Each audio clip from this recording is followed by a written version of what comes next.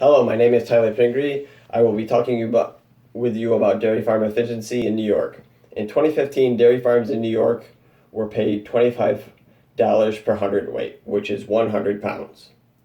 This was the highest price that dairy farms received in a number of years. Since then, though, costs have been below operating costs, averaging about $17 per hundredweight. This has caused many businesses in New York to go out of business due to not being able to make ends meet. Some people would say that diversifying would be a good way to make your income come from a wider variety of sources. This is generally good during when milk prices and your initial income are already good, and it's better to do that then because there's less risk involved. Whereas now, when prices are already bad, there is more risk associated with it.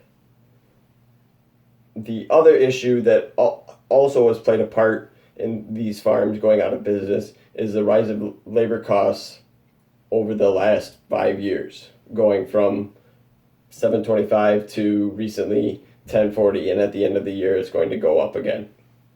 With rising labor costs, it leads to diversification not being as good of a answer as most people would think. If farms strive to be more efficient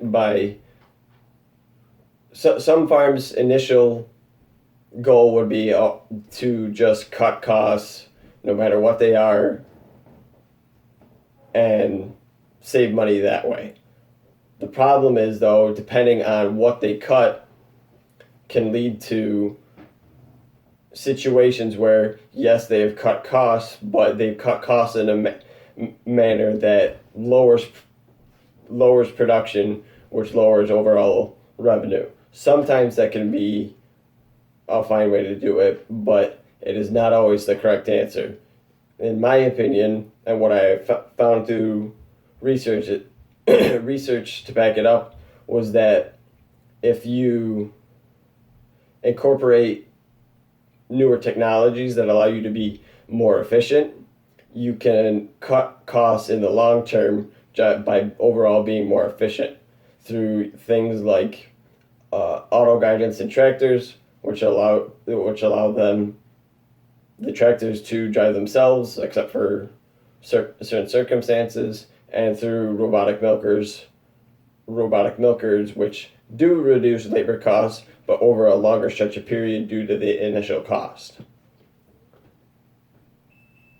This generally conflicts with the previous thinking because rather than directly cut costs, it requires spending on the initial upfront investment that is then divided out over a longer period of time, depending on the size of the initial investment, but overall leads to efficiency and productivity gains.